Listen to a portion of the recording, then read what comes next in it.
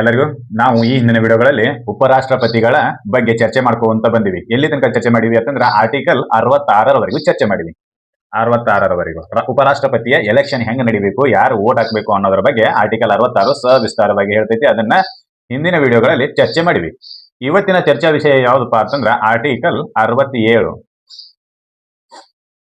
67 ಏನ್ ಹೇಳ್ತೈತಿ ಅಂದ್ರೆ ಉಪರಾಷ್ಟ್ರಪತಿಯ ಅಧಿಕಾರ ಅವಧಿ ಎಷ್ಟು ವರ್ಷ, ಅಧಿಕಾರ ಅವಧಿ ಮತ್ ಅವರು ರಾಜೀನಾಮೆಯನ್ನ ಹೆಂಗ್ ಕೊಡಬೇಕು, ಯಾರಿಗೆ ಕೊಡಬೇಕು, ಯಾವಾಗ ಕೊಡಬೇಕು, ಜೊತೆಗೆ ಅವರನ್ನೇನಾದ್ರೂ ನಾವು ಅಧಿಕಾರದಿಂದ ಕೆಳಗಿಳಿಸಬೇಕು ಅಂತ ಅನ್ಕೊಂಡಿದ್ವಿ ಅಂತಂದ್ರೆ ನಾವಂದ್ರೆ ನಾ ಅಲ್ಲ, ಯಾರು ಸಂಸತ್ತಿನವರು ಎಂಪಿಗಳು ಏನಾದ್ರು ಉಪರಾಷ್ಟ್ರಪತಿಯನ್ನ ಅಧಿಕಾರದಿಂದ ಕೆಳಗಿಳಿಸಬೇಕು ಅಂತ ತೀರ್ಮಾನ ಮಾಡಿದ್ರು ಅಂತಂದ್ರೆ ಯಾವ ಪ್ರೊಸೀಜರ್ ಅನ್ನ ಫಾಲೋ ಮಾಡಬೇಕು, what is the procedure to follow the step down of the ಉಪರಾಷ್ಟ್ರಪತಿ ಬೈ ದ ಪಾರ್ಲಿಮೆಂಟ್ ಅಂತೇಳಿ ನೋಡಬೇಕು, ಚರ್ಚೆ ಮಾಡಬೇಕು. ಅದು ಇವತ್ತಿನ ಚರ್ಚಾ ವಿಷಯ. ಯಾವುದು? ಉಪರಾಷ್ಟ್ರಪತಿಗಳ ಅಧಿಕಾರ ಅವಧಿ ಮತ್ತು ಅವರ ರಾಜೀನಾಮೆ ಅಥವಾ ಅವರನ್ನ ಅಧಿಕಾರದಿಂದ ಕೆಳಗಿಳಿಸುವ ಪ್ರಕ್ರಿಯೆಗಳು ಇವತ್ತಿನ ಚರ್ಚಾ ವಿಷಯ. ಅವುಗಳನ್ನ ಒಂದೊಂದಾಗಿ ನೋಡ್ಕೊತ ಹೋಗೋಣ. ಅದು ಆರ್ಟಿಕಲ್ 67ರಲ್ಲಿ ನಿಹಿತವಾಗ್ಯವ. ಹೌದಾ? ಒಂದೊಂದಾಗಿ ನೋಡ್ಕೊತ ಹೋಗೋಣ. ಆರ್ಟಿಕಲ್ 67 ಏನ್ ಹೇಳ್ತೈತೆ ಅಂತ ನೋಡೋಣ. The vice president shall hold office for the term of 5 years from the date on which he enters upon his office.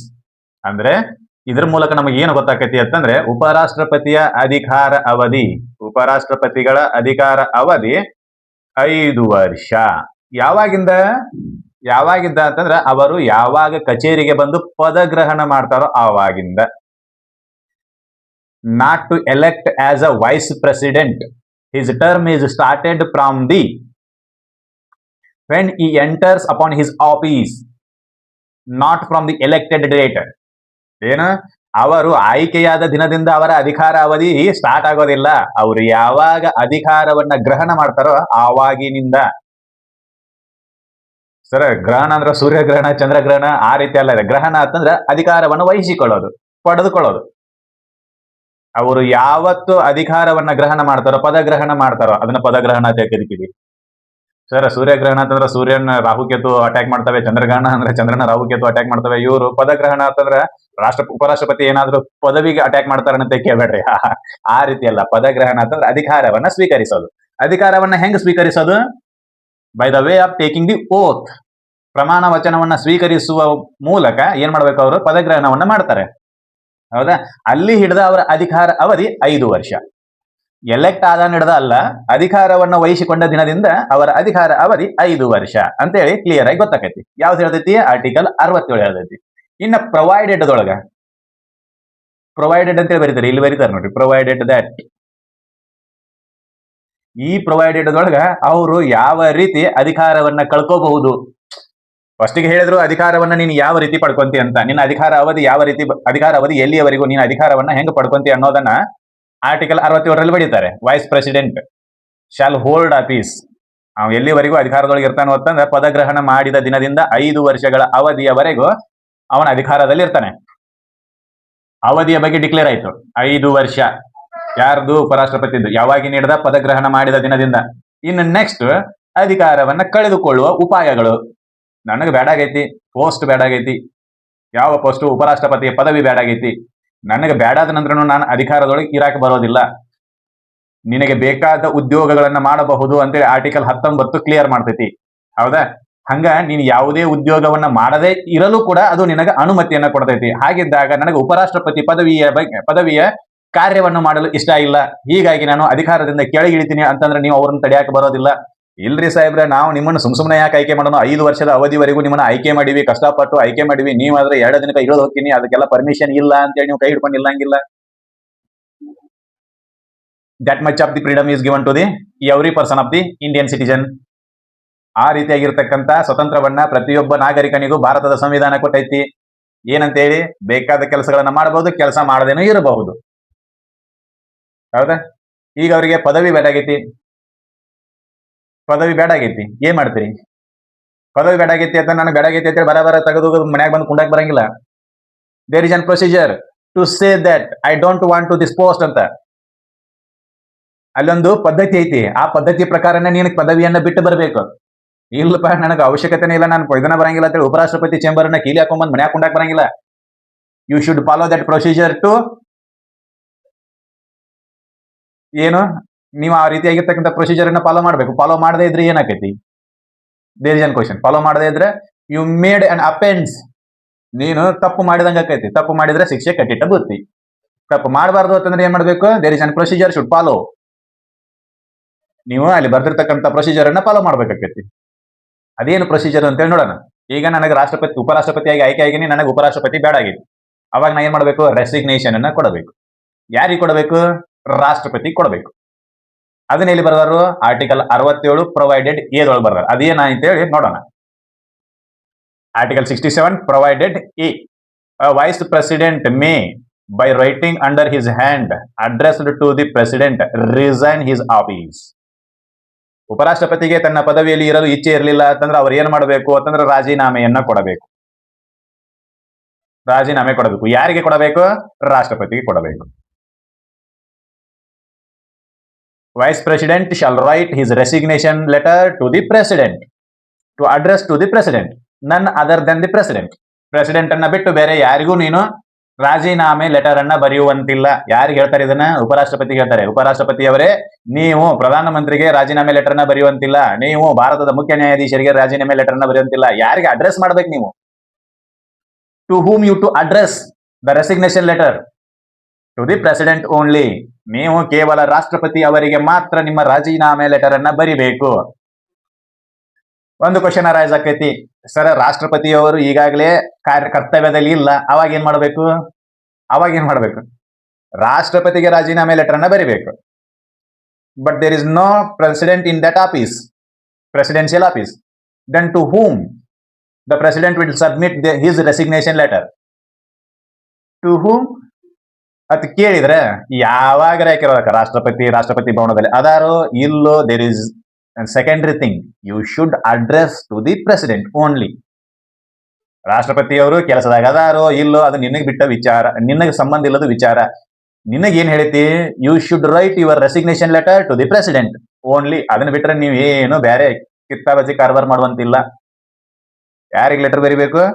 Only to address the president. President ಅವರಿಗೆ ಮಾತ್ರ ಬರಿಬೇಕು, ಅಧ್ಯಕ್ಷರಿಗೆ ಮಾತ್ರ ಬರಿಬೇಕು. ಯಾವ ಅಧ್ಯಕ್ಷರು? ರಾಷ್ಟ್ರಾಧ್ಯಕ್ಷರು, ಅದೇ ರಾಷ್ಟ್ರಪತಿಗಳಿಗೆ ಮಾತ್ರ ಬರಿಬೇಕು, ಹೊರತಾಗಿ ಬೇರೆ ಯಾರಿಗೂ ಇಲ್ಲ.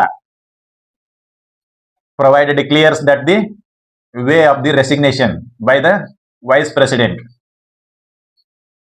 ಉಪರಾಷ್ಟ್ರಪತಿ ಅವರಿಗೆ ಹಾದಿ ಹೇಳ್ಕೊಡ್ತೈತಿ ಏನಂತೇಳಿ. ನೀ ಯಾರಿಗೆ ರಾಜೀನಾಮೆ ಕೊಡಬೇಕಪ್ಪ ಅಂತ ಕೇಳಿದ್ರೆ ರಾಷ್ಟ್ರಪತಿ ಅವರಿಗೆ ಕೊಡಬೇಕು. ಸರ್ ರಾಷ್ಟ್ರಪತಿ ಅವರ ಆಫೀಸ್ನಾಗ ಇಲ್ಲ ಅಂತಂದ್ರೆ ಏನ್ ಮಾಡ್ಬೇಕು? ಅವಾಗ ಇವನೇ ಹಂಗಾಮಿ ರಾಷ್ಟ್ರಪತಿ ಆಗಿರ್ತಾರೆ. ಯಾರು? ಉಪರಾಷ್ಟ್ರಪತಿ ಅವರೇನೆ ಹಂಗಾಮಿ ರಾಷ್ಟ್ರಪತಿ ಆಗಿರ್ತಾರೆ. ಅವಾಗೂ ಯಾರಿಗೆ ಅಡ್ರೆಸ್ ಮಾಡ್ಬೇಕು ಅಂತ ಕೇಳಿದ್ರೆ ಅವಾಗೂ ಕೂಡ ರಾಷ್ಟ್ರಪತಿಗೆ ಅಡ್ರೆಸ್ ಮಾಡ್ಬೇಕು. ಟು ಆಫೀಸ್ ಆಫ್ ದಿ ರಾಷ್ಟ್ರಪತಿ. ಅವಾಗೂ ಅವ್ರಿಗೆ ಅಡ್ರೆಸ್ ಮಾಡ್ಬೇಕು. ಅದು ಬಿಟ್ಟು ಸರ್ ನಾ ಮುಖ್ಯ ನ್ಯಾಯಮೂರ್ತಿಗೆ ಮಾಡ್ತೀನಿ, ಪ್ರಧಾನಮಂತ್ರಿಗೆ ಮಾಡ್ತೀನಿ, ಸಭಾಪತಿಗೆ ಮಾಡ್ತೀನಿ, ಇಲ್ಲ. The constitution guides you to. ಏನ್ ಗೈಡ್ ಮಾಡ್ತೈತಿ ಕಾನ್ಸ್ಟಿಟ್ಯೂಷನ್? ನಿಮಗೆ ಏನ್ ಗೈಡ್ ಮಾಡ್ತೈತಿ ಅಂತಂದ್ರೆ, when you want to resignate that post, you should write your resignation letter to the president. ಅಷ್ಟೇ ಮ್ಯಾಟರ್ ಮುಗಿದೋಯ್ತು. ಸರ್ ರಾಷ್ಟ್ರಪತಿನೂ ನಾನಾದನ್ರಿ ಅಂತ ಕೇಳ್ರೆ ನೀ ಇರುವಲ್ಯಾಕ? ನೀವು ಆದ ನಂತರ ಇನ್ನೊಬ್ರು ಬರ್ತಾರೆ, ನೀ ಇರುವಲ್ಯಾಕ? ಆದ್ರೆ ಅಡ್ರೆಸ್ ಎಲ್ಲಿಗೆ ಮಾಡ್ಬೇಕು? ಅಲ್ಲಿಗೆ ಮಾಡ್ಬೇಕು. ಅದನ್ನ ಬಿಟ್ಟರೆ there is no other provision to write the resignation letter to other office by the vice president. ಬೇರೆ ಆಫೀಸಿಗೆ ಬರೆಯುವಂತ ಪದ್ಧತಿನೇ ಇಲ್ಲ. ಅದನ್ನು ಸಂವಿಧಾನದೊಳಗೆ ಹೇಳೇ ಇಲ್ಲ. ನೀ ಏನ್ ಬೇಕಾದ ಕಿತ್ತಾಡಿ ಲಗ ಹೊಡೆದ್ರು ಯಾರಿಗೆ ರಾಜೀನಾಮೆ ಲೆಟರ್ ಕೊಡಬೇಕು ಅಂತಂದ್ರೆ ರಾಷ್ಟ್ರಪತಿಗೆ ಕೊಡಬೇಕು. That is an clear cut indication or clear cut guidance given by the constitution to the vice president. That's all. ಇನ್ನ ಅವ್ರು ರಾಜೀನಾಮೆ ಕೊಡಾಕತ್ರ ಅಂದ್ರೆ ರಾಷ್ಟ್ರಪತಿ ಕೊಡಬೇಕು. ಅವ್ರು ರಾಜೀನಾಮೆ ಬೇಡ್ರಿ, ಅವ್ರನ್ನ ನಾವು ಕೆಳಗೆ ಇಳಿಸ್ತೀವಿ, ಅವ್ರು ನಮಗೆ ಬೇಡಾಗ್ಯಾರ ಅಂತ ಏನಾದ್ರು ಡಿಸೈಡ್ ಮಾಡಿದರೆ ಅವರನ್ನ ಹೆಂಗೆ ಕೆಳಗಿಳಿಸಬೇಕು ಅನ್ನೋದನ್ನ provided B ಹೇಳ್ತೈತಿ. Article 67 provided B clears that the removal of the vice president by the post of the vice president. Vice president ಅವರನ್ನ ಹೆಂಗೆ ಆ ಪದವಿಯಿಂದ ಕೆಳಗಿಳಿಸಬೇಕು ಅನ್ನೋದರ ಬಗ್ಗೆ ಮಾಹಿತಿಯನ್ನ ಯಾವ್ದು ಕೊಡ್ತೈತಿ? ಆರ್ಟಿಕಲ್ 67 ಬಿ ಕೊಡ್ತೈತಿ. ಅದೇನ ಅಂತೇಳಿ ನೋಡೋದಾದ್ರೆ, provided B, a vice president may be removed from his office by resolution of a council of state passed by a majority of all the then members of the council and agreed to by the house of the people, but no resolution for the purpose of this clause shall be moved unless at least 14 days notice has been given of the intention to move the resolution. ಏನು vice president ಅನ್ನ remove ಮಾಡಬೇಕು ಅಂತಂದ್ರೆ ಒಂದು ಟರಾವನ್ನ pass ಮಾಡಬೇಕು. There is an resolution to remove the vice president from his office. We all are know about vice president permanent work is the president of the council of house. ಅವರು ರಾಜ್ಯಸಭೆಯ ಅಧ್ಯಕ್ಷನಾಗಿ ಶಾಶ್ವತ ಕೆಲಸವನ್ನ ಮಾಡ್ತಾರೋ ಅಂತೇಳಿ ಈಗೆಲ್ಲ ನಮಗ್ ಗೊತ್ತೈತಿ. ಹಂಗಿದ್ದಾಗ ನಾವು ಅವರನ್ನೇ ತೆಗಿಬೇಕಾಗೈತಿ. ಯಾರು? ರಾಜ್ಯಸಭೆಯ ಅಧ್ಯಕ್ಷರನ್ನ ನಾವು ಅಧಿಕಾರದಿಂದ ಕೆಳಗಿಡಬೇಕು. ರಾಜ್ಯಸಭೆಯ ಅಧ್ಯಕ್ಷ ಇಸ್ ಈಕ್ವಲ್ ಟು ದಿ ಉಪರಾಷ್ಟ್ರಪತಿ. The president of the council of the states is equal to the vice president, none other than. ಅವ್ರು ಬಿಟ್ರೆ ಯಾರು ಕೆಲಸ ಮಾಡ್ತಾರೆ? ಹೌದಾ? ಈಗ ಅವರನ್ನೇ ನಾವು ಕೆಲಸದಿಂದ ತೆಗಿಬೇಕು ಅಂತಂದ್ರೆ the removal procedure were initiated ಅಂತೇಳಿ ಕೇಳಿದ್ರೆ, ರಿಮೂವಲ್ ಪ್ರೊಸೀಜರ್ ವೇರ್ ಇನಿಷಿಯೇಟೆಡ್ ಅಂತೇಳಿ ಕ್ವಶನ್ ಕೇಳಿದ್ರೆ, removal procedure is initiated in the house of the council of states. ರಾಜ್ಯಸಭೆಯಲ್ಲಿ ಇನಿಷಿಯೇಟ್ ಮಾಡಬೇಕು. ರಾಷ್ಟ್ರಪತಿಯ ರಿಮೂವಲ್ ಅನ್ನ, ಮಹಾಭಿಯೋಗವನ್ನ ಎಲ್ಲಿ ಆರಂಭ ಮಾಡಬೇಕು ಅಂತ ಕೇಳಿದ್ರೆ ಸಂಸತ್ತಿನ ಸದನಗಳಲ್ಲಿ ಯಾವುದಾದರೂ ಒಂದು ಸದನದಲ್ಲಿ ಇನಿಷಿಯೇಟ್ ಮಾಡಬೇಕು ಅಂತೇಳಿ ಸಂವಿಧಾನ ಹೇಳ್ತೈತಿ. ಆದರೆ ಉಪರಾಷ್ಟ್ರಪತಿಯನ್ನ ಅಧಿಕಾರದಿಂದ ಕೆಳಗಿಳಿಸುವ ಟರಾವನ್ನ ಎಲ್ಲಿ ಪಾಸ್ ಮಾಡಬೇಕು ಅಂತಂದ್ರ ರಾಜ್ಯಸಭೆಯಲ್ಲಿ ಪಾಸ್ ಮಾಡಬೇಕು. There is no other way to pass the resolution other than ರಾಜ್ಯಸಭೆಯನ್ನ ಹೊರತುಪಡಿಸಿ ಬೇರೆ ಎಲ್ಲಿಯೂ ಅದನ್ನ ಇನಿಷಿಯೇಟ್ ಮಾಡಕ್ ಬರೋದಿಲ್ಲ, ಸ್ಟಾರ್ಟ್ ಮಾಡಕ್ ಬರೋದಿಲ್ಲ. ಯಾಕಂತಂದ್ರ ಅವನು ರಾಜ್ಯಸಭೆಯ ಅಧ್ಯಕ್ಷನಾಗಿರ್ತಾರೆ. ಯಾರು? ಉಪರಾಷ್ಟ್ರಪತಿ. ಆ ಸಭೆಯ ಅಧ್ಯಕ್ಷನನ್ನ ರಿಮೂವ್ ಮಾಡಕ್ ಬೇರೆ ಸಭೆಯೊಳಗೆ ಹೆಂಗ್ ಇನಿಷಿಯೇಟ್ ಮಾಡಕ್ ಬರ್ತೈತಿ? ನಾನು ರಾಜ್ಯಸಭೆಯ ಅಧ್ಯಕ್ಷನಾಗಿರೋದ್ರಿಂದ ನನ್ನ ಅಧಿಕಾರವನ್ನ ಮೊಟಕುಗೊಳಿಸುವ ಅಧಿಕಾರ ಆ ಸದನಕ್ಕೆ ಇರ್ತೈತಿ, ಹೊರತಾಗಿ ಬೇರೆ ಸದನಕ್ಕೆ ಇರೋದಿಲ್ಲ. ಹೌದಾ? ಅದಕ್ಕೆ ಲೋಕಸಭೆಗೆ ಈ ಅಧಿಕಾರವನ್ನ ಕೊಟ್ಟಿಲ್ಲ. ಉಪರಾಷ್ಟ್ರಪತಿಯನ್ನ ಅಧಿಕಾರದಿಂದ ಕೆಳಗಿಳಿಸುವ ಅಧಿಕಾರ ರಾಜ್ಯಸಭೆಗಿದೆ ಹೊರತು ಲೋಕಸಭೆಗೆ ಅದನ್ನ ಸ್ಟಾರ್ಟ್ ಮಾಡುವ ಅಧಿಕಾರ ಇಲ್ಲ. There is no power of the Lok Sabha to initiate the procedure of the removal of the vice president. ಆ ರೀತಿ ಯಾವುದೇ ಅಧಿಕಾರಗಳಿಲ್ಲ. ಇಲ್ರಿ, ನಾವು ಅವ್ರಿಗೆ ಓಟ್ ಹಾಕೇವಿ, ನಾವು ಅವ್ರನ್ನ ಅಧಿಕಾರದಿಂದ ಕೆಳಗಿಳಿಸ್ತೀವಿ, ನಾವು ಅದನ್ನ ಇನಿಷಿಯೇಟ್ ಮಾಡ್ತೀವಿ ಅಂತೇಳಿ ಲೋಕಸಭೆದವ್ರು ಅನ್ನಕ್ ಬರಂಗಿಲ್ಲ. There is no clause in the constitution for that purpose. ಆ ರೀತಿಯಾಗಿರ್ತಕ್ಕಂಥ ಯಾವುದೇ ಕ್ಲಾಸ್ಗಳು ಸಂವಿಧಾನದಲ್ಲಿ ಇಲ್ಲೇ ಇಲ್ಲ. ಸಂವಿಧಾನ clears that the only Rajya Sabha initiate the removal procedure of the vice president. ಅಷ್ಟೇ. ಏನ? ಉಪರಾಷ್ಟ್ರಪತಿಯನ್ನ ಅಧಿಕಾರದಿಂದ ಕೆಳಗಿಳಿಸುವ ಅಧಿಕಾರದ ಆರಂಭ ರಾಜ್ಯಸಭೆಯಲ್ಲಿ ಮಾಡಬೇಕು. ಅದು ಬಿಟ್ರೆ ಬೇರೆ ಎಲ್ಲಿ ಇಲ್ಲ. ಸರ್, ನಾವು ಓಟ್ ಹಾಕಿವಿ, ಲೋಕಸಭೆದವರೆಲ್ಲ ಜಿಗದಾಡಿದ್ರು ಅಂತಂದ್ರೆ ಏನೂ ಇಲ್ಲ.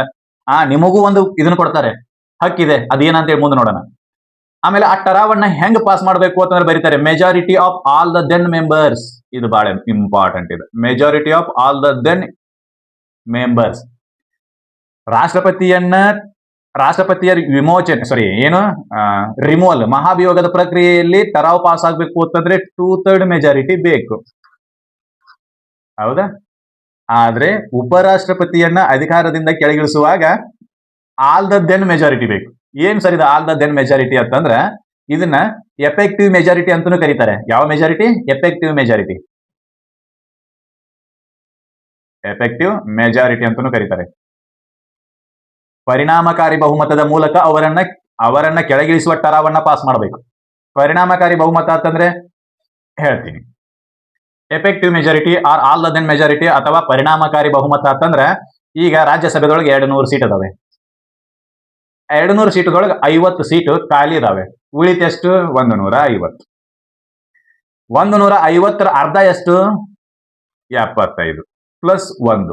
ಇಷ್ಟು ಓಟ್ ಬಿದ್ದು ಅವ್ರನ್ನ ಟರಾವ್ ಪಾಸ್ ಆಯ್ತು ಅಂತಂದ್ರೆ, ಅಂದ್ರೆ 76 ಓಟ್ ಬಿದ್ದು ಟರಾವ್ ಪಾಸ್ ಆಯ್ತು ಅಂತಂದ್ರೆ ಮಾತ್ರ ಏನು ಉಪರಾಷ್ಟ್ರಪತಿಯ ಟರಾವು ಅಂಗಿತ ಆಗೈತಿ ಅಂತೇಳಿ ಅನ್ಕೋಬಹುದು. ಇರ್ಲಿಲ್ಲ ಅಂತಂದ್ರೆ ಇಲ್ಲ. ಇದನ್ನ ನಾವ್ ಏನಂತ ಕರಿತೀವಿ ಅಂದ್ರೆ all the then majority. All the then majority are effective majority. Effective majority ಹೆಂಗೆ ಕ್ಯಾಲ್ಕುಲೇಷನ್ ಮಾಡ್ತಾರೆ?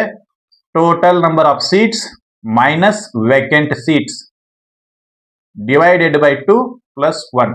ಇಷ್ಟಾಯ್ತು ಅಂತಂದ್ರೆ ಇದನ್ನ ಆಲ್ ದ ದೆನ್ ಮೆಜಾರಿಟಿ ಅಂತ ಕರಿತೀವಿ. ಟೋಟಲ್ ಸೀಟ್ ಎಷ್ಟು? 200. ವೇಕೆಂಟ್ ಸೀಟ್ ಎಷ್ಟು? 50. Divided by 2, 150 divided by 2 plus 1. ಇಷ್ಟು ಓಟ್ ಬಿದ್ದಾಗ ಆ ಟರಾವ್ ಪಾಸ್ ಆಕೈತಿ. ಇರ್ಲಿಲ್ಲ ಅಂತಂದ್ರೆ ಇಲ್ಲ. ಇದನ್ನ ಯಾವ್ದು ಹೇಳ್ತೈತಿ? ಆರ್ಟಿಕಲ್ 67 ಸಬ್ ಕ್ಲಾಸ್ ಆರ್ಟಿಕಲ್ 67 ಪ್ರೊವೈಡೆಡ್ ಬಿ ಹೇಳ್ತೈತಿ. ಇಷ್ಟು ಟರಾವ್ ಪಾಸ್ ಮಾಡಬೇಕು ಅಂತಂದ್ರೆ ನೀ ಏನ್ ಮಾಡ್ಬೇಕು ಅಂತ ಮುಂದೆ ಪ್ರೊಸೀಜರ್ ಬರೀತಾರೆ. ಎಫೆಕ್ಟಿವ್ ಮೆಜಾರಿಟಿಯ ಮೂಲಕ ನಿನ್ನ ಟರಾವ್ ಪಾಸ್ ಆಗಬೇಕು ಅಂತಂದ್ರೆ ಅದಕ್ಕಿಂತ ಮೊದಲು ನೀವು ಒಂದು ಕೆಲಸ ಮಾಡಿರ್ಬೇಕು. ಏನು ಅಂತಂದ್ರ 14 ದಿನದ ಮುಂಚೆ ನೋಟಿಸ್ ಕಳಿಸಿರ್ಬೇಕು. ರಿಮೂವಲ್ ನೋಟಿಸ್ ಯಾರಿಗೆ? ಉಪರಾಷ್ಟ್ರಪತಿಗೆ. ಉಪರಾಷ್ಟ್ರಪತಿ is nothing but the president of the council of state. ಅಂದ್ರೆ ನೀವು ನಿಮ್ಮ ಸಭಾಧ್ಯಕ್ಷನಿಗೆ ನೀವು ಅವರನ್ನ ತೆಗೆದು ಹಾಕುವ ಟರಾವನ್ನ ಪಾಸ್ ಮಾಡುವ ನೋಟಿಸ್ ಅನ್ನ 14 ದಿನಗಳ ಮುಂಚೆ ಕೊಡಬೇಕು. ಅವಾಗ ಅವ್ರಿಗೆ ನೋಟಿಸ್ ಮುಟ್ತೀವಿ ಅಂತಂದ್ರೆ ಅವಾಗ ಅವ್ರು ಸಿಟ್ಟಿಂಗ್ ನಾಗ ಇರ್ತಾರೋ ಇಲ್ಲೋ.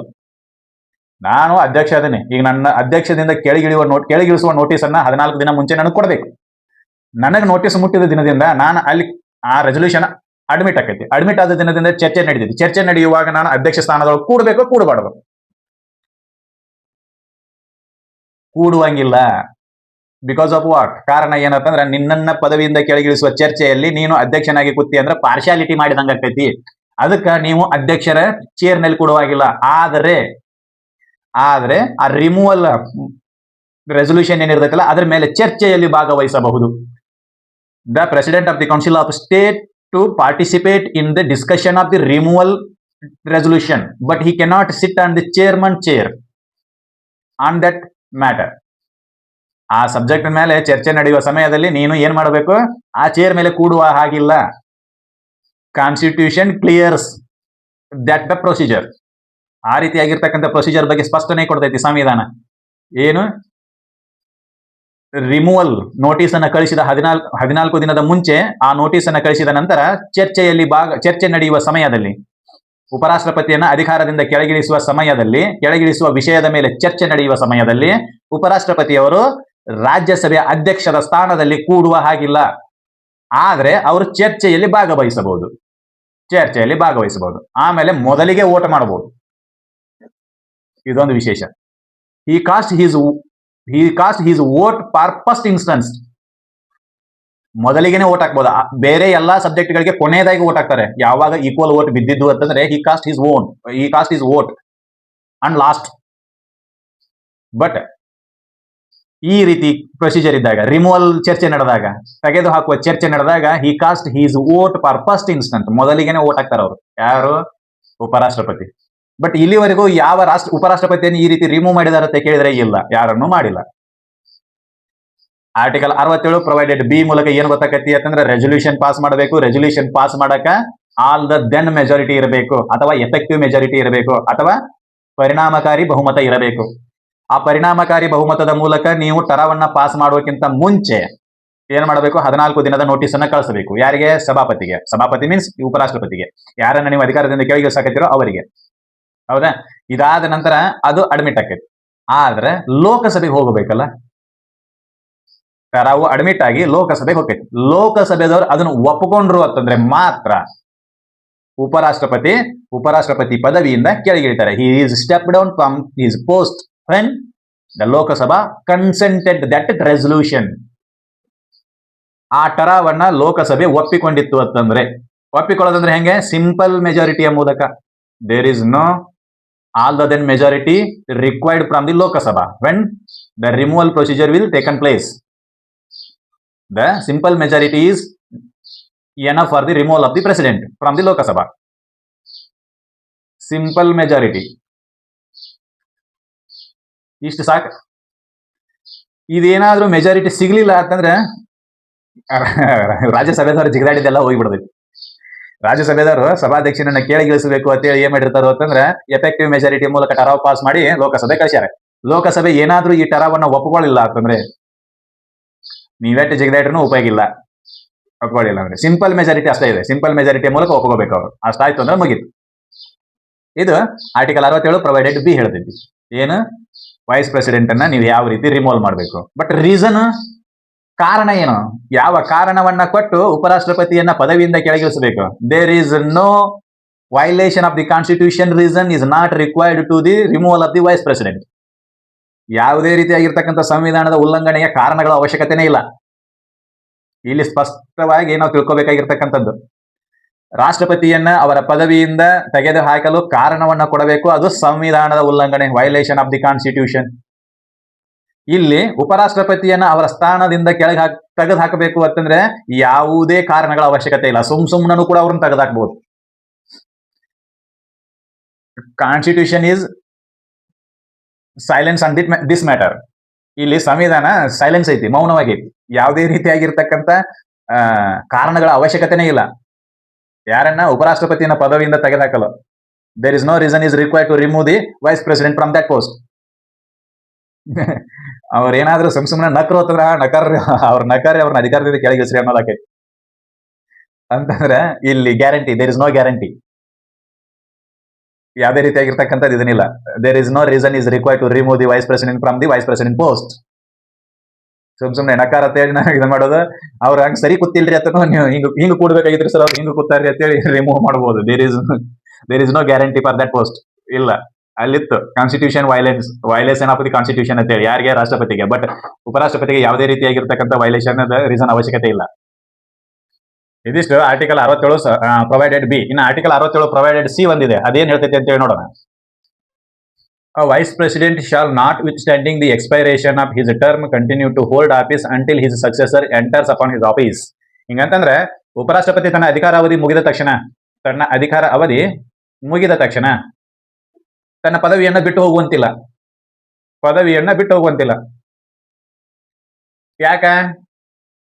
ಯಾಕಂತಂದ್ರೆ ಅವಂಗ ಕೊಡೋರು ಇನ್ನೊಬ್ರು ಬರಬೇಕು.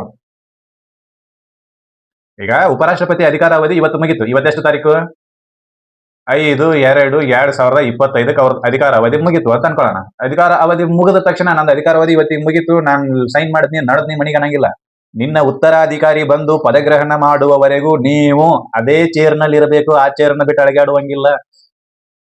ನೀ ಆ ಪದವಿಯಲ್ಲಿ ಮುಂದುವರಿಬೇಕು. ನಿನಗೆ ಇಷ್ಟನೋ ಕಷ್ಟನೋ, that is an different thing. ನಮಗದನ್ನ ಹೇಳಬೇಡ್ರಿ.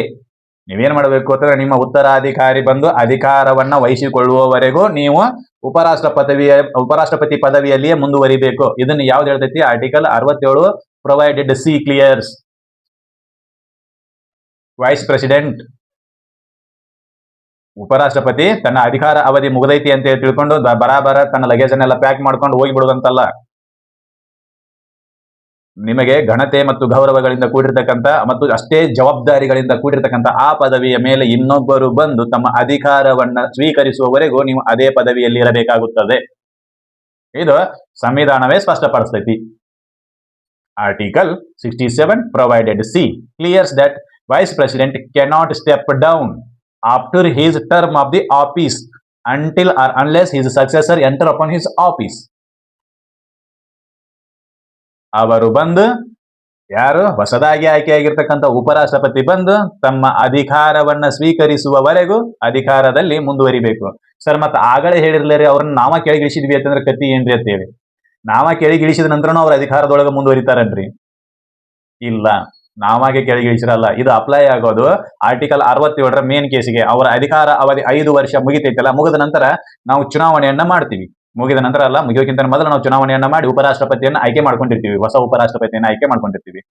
ಆದ್ರೆ ಹೊಸ ಉಪರಾಷ್ಟ್ರಪತಿ ಪದಗ್ರಹಣಕ್ಕ ಇನ್ನೂ 2 ದಿನ ಲೇಟ್ ಆಕತಿ ಅಂತೇಳಿ ನಮಗ್ ಗೊತ್ತಾದ ತಕ್ಷಣ ಇಲ್ಲ ಅವ ಆಯ್ಕೆಗೆ ಬರ್ಬೇಕು, ನಾನು ಕೆಲಸ ಮಾಡ್ಬೇಕಂತೇಳಿ ನೀವು ಬರಬರ ಗಂಟು ಮುಟ್ಟೆ ಕಟ್ಕೊಂಡು ಹೊರಗೆ ಬರುವಂತಿಲ್ಲ. ಏನ್ ಮಾಡ್ಬೇಕು? ಅವರು ಬಂದು ಅಧಿಕಾರವನ್ನ ಗ್ರಹಣ ಮಾಡುವವರೆಗೂ ವೇಟ್ ಮಾಡ್ಬೇಕು. You should wait for that. ಅದಕ್ಕೆ ಈ ಉಪಬಂಧಗಳನ್ನ ಎಲ್ಲವನ್ನು ಸೇರಿಸಿ ಆ ಕಚೇರಿಯ ಘನತೆ ಮತ್ತು ಗೌರವಗಳನ್ನು ಎತ್ತಿ ಹಿಡಿತಾರೆ. ಇರ್ಲಿಲ್ಲ ಅಂತಂದ್ರೆ ನನ್ನ ಕೆಲಸ ಮುಗಿದೈತಿ ನಡಿ ಅಂತೇಳಿ ಗಂಟು ಮುಟ್ಟೆ ಕಟ್ಕೊಂಡು ಆಟೋ ಮಾಡ್ಕೊಂಡು ನಡೆದ್ರತ್ತಂದ್ರೆ ಗತಿ ಏನು? ಹೌದಾ? ಆ ಸಂಬಂಧ ಮಾಡಿರ್ತಾರೆ. That is an purpose of this provision. ಈ ಪ್ರಾವಿಷನ್ ಅದ ಮೂಲ ಉದ್ದೇಶವೇ ಅದೇ, ಆ ಪದವಿ ಖಾಲಿ ಇರಬಾರ್ದು, ಅದರ ಸಲುವಾಗಿ. ಹೌದಾ? ಇದಿಷ್ಟು ಮಾಹಿತಿ ಆರ್ಟಿಕಲ್ 67 ಬಗ್ಗೆ. ಅಧಿಕಾರ ಅವಧಿ, ಉಪರಾಷ್ಟ್ರಪತಿಯ ಅಧಿಕಾರ ಅವಧಿ ಮತ್ತು ಅವರನ್ನ ಅಧಿಕಾರದಿಂದ ಕೆಳಗಿಳಿಸುವ ವಿಧಗಳು, ಇವುಗಳ ಬಗ್ಗೆ ಸವಿಸ್ತಾರವಾಗಿ ಇವತ್ತು ಚರ್ಚೆ ಮಾಡಿವಿ. ಮುಂದಿನ ವಿಡಿಯೋದಲ್ಲಿ ಮತ್ತೊಂದು ವಿಧಿಯ ಬಗ್ಗೆ ಚರ್ಚೆ ಮಾಡೋಣ, ಆರ್ಟಿಕಲ್ 68 ಬಗ್ಗೆ ಚರ್ಚೆ ಮಾಡೋಣ. ಇದರಲ್ಲಿ ನೀಡಿರ್ತಕ್ಕಂಥ ಮಾಹಿತಿ ನಿಮಗೆಲ್ಲ ಇಷ್ಟ ಆಗೈತೆ ಅಂತ ಅನ್ಕೊಂತೀನಿ. ಇಷ್ಟ ಆಗಿತ್ತು ಅಂದ್ರೆ ಈ ಮಾಹಿತಿಯನ್ನು ಎಲ್ಲರಿಗೂ ಶೇರ್ ಮಾಡ್ರಿ, ನಮ್ಮ ಚಾನೆಲ್ ಅನ್ನ ಸಬ್ಸ್ಕ್ರೈಬ್ ಮಾಡ್ರಿ. ಮುಂದಿನ ವಿಡಿಯೋದಲ್ಲಿ ಮತ್ತೆ ಭೇಟಿಯಾಗೋಣ. ಅಲ್ಲಿವರೆಗೂ ಧನ್ಯವಾದಗಳು.